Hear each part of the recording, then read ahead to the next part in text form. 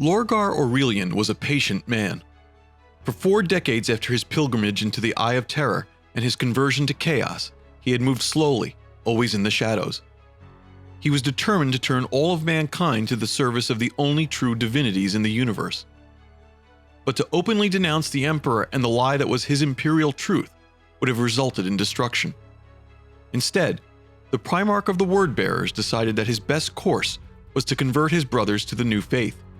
He would transform them and their legions into willing instruments of the divine like himself. Of all Lorgar's fellow Primarchs, the one who would serve the cause of chaos best was Horus Lupercal. Now the Imperial Warmaster, he possessed the right combination of military and diplomatic skills to forge an alliance that could overthrow the rule of the Emperor. But few men were as loyal to the Master of Mankind as his favorite son. If Lorgar was to sway the Primarch of the Lunawolves, he needed the Warmaster to undertake a spiritual pilgrimage into the Immaterium similar to his own. Horus had to commune directly with the Dark Gods and learn all they had to offer him in mankind. And Lorgar already knew the perfect place for the Warmaster to begin his quest for truth. It was a world called Davin, and the Word-Bearers had helped him conquer it. Davin had been the 8th planet conquered by the Lunawolves Legion's own 63rd Expeditionary Fleet. It was a harsh but beautiful world, marked by high mountain ranges and tomb-filled valleys that descended into wide savannas and vast deserts. Great herds of horned animals migrated across those plains, hunted by swift predators.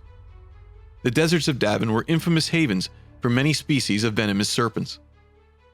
But it was the Feral World's fertile river valleys that were home to its primitive human natives. Ruins scattered across Davin's deserts hinted that a far more advanced culture had once claimed the planet.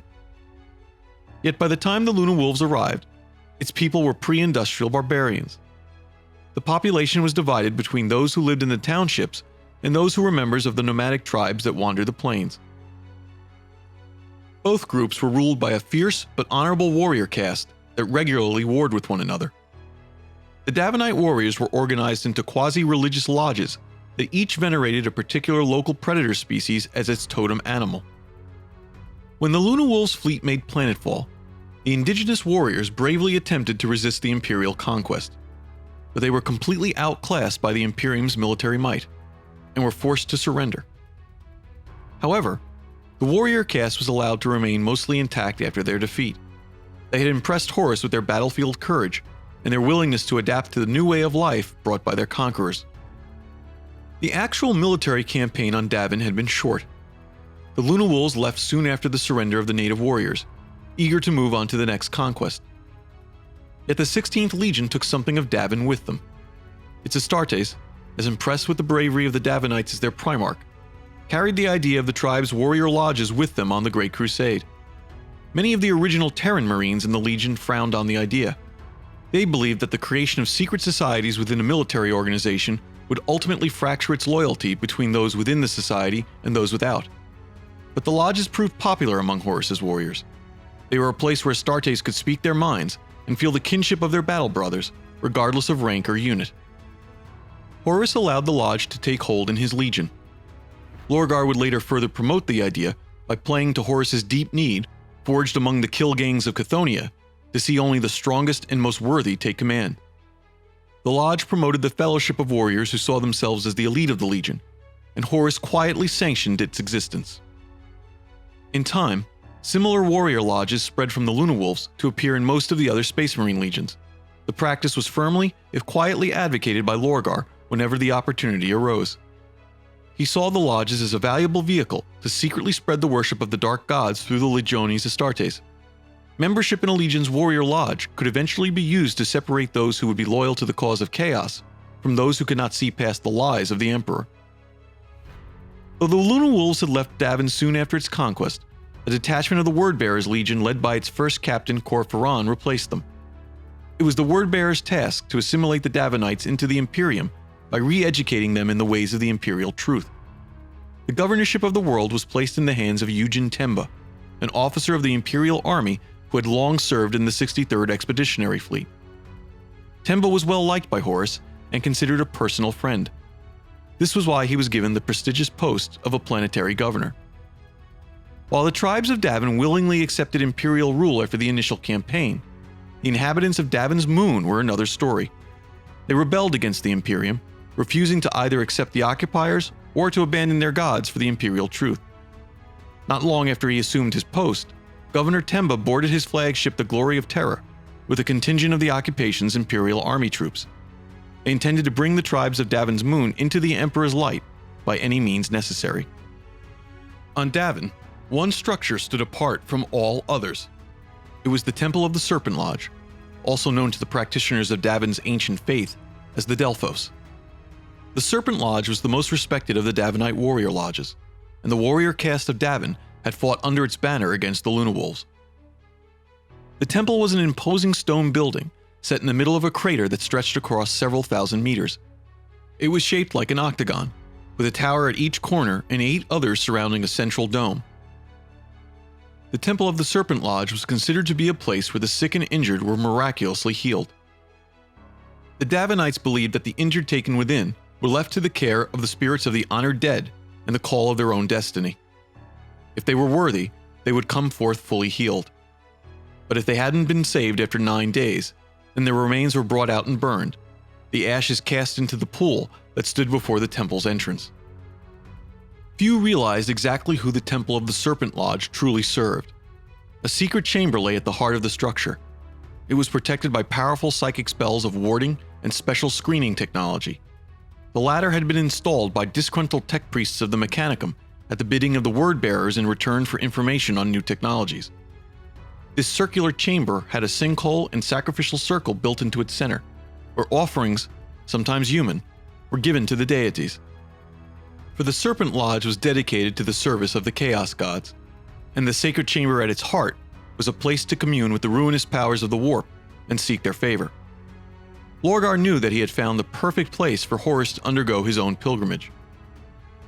But getting the Warmaster into a position where he would willingly commune with the powers of the warp was not easy. For long years, Lorgar struggled with a way to orchestrate events in the Dark God's favor. And then, some 6 decades after the word-bearers left Davin, an opportunity finally arose to set his plan into motion. In the years after the Ullanor campaign, the Great Crusade had continued to encounter new human civilizations to bring into the Imperial fold. One of these was the Interrex, a stellar empire comprising several star systems that had formed an alliance with an alien race known as the Kinnebrock. The people of the Interrex were in some ways even more advanced than the Imperium, but their culture was less devoted to the waging of war. After first contact, Horus hoped to bring such a sophisticated people into the Imperium peacefully. He opened negotiations to this effect on one of their homeworlds, Zenobia. The Interrex greeted the arrival of the 16th Legion with great caution. They were well aware of the existence of chaos, and had long devoted themselves to fighting it. They believed the Imperials might have been tainted by it, and they had good reason to do so, for Horus had been accompanied to the negotiations by Erebus, the first chaplain of the Word-Bearers. Erebus was Lorgar's representative to the 16th Legion, and the liaison between the two forces.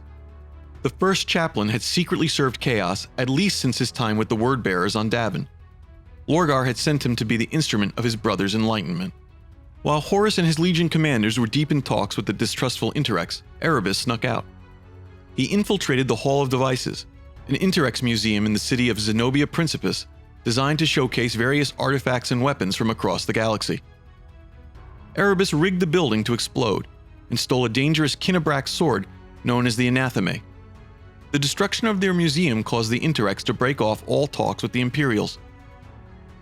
It confirmed their worst suspicions that the newcomers were enthralled to the Chaos Gods and had launched a surprise attack. Battle broke out between the two sides, and Horus had to be evacuated from the world. To his great dismay, he was forced to launch a campaign against the Interrex, which ultimately resulted in the destruction of their civilization. At first glance, the Anatheme seemed to be a simple sword, with a golden hilt and a primitive blade made from knapped flint. The Interrex had claimed that it was partially sentient, and could be taught to recognize a particular target.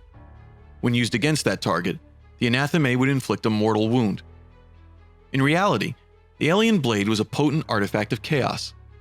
It possessed a strong connection to the Immaterium, and was capable of manipulating the fabric of reality. With the Anatheme in his possession, Erebus now had the tool his Primarch Lorgar needed to bring Horus before the Chaos Gods. Not long after the battle on Zenobia, Erebus secretly returned to Davin's moon. There he met with Eugen Temba, who had been converted to the service of Chaos soon after he traveled to the moon to put down its rebellion. Erebus handed the cursed blade over to the corrupted planetary governor and told him what to whisper to it when the time came.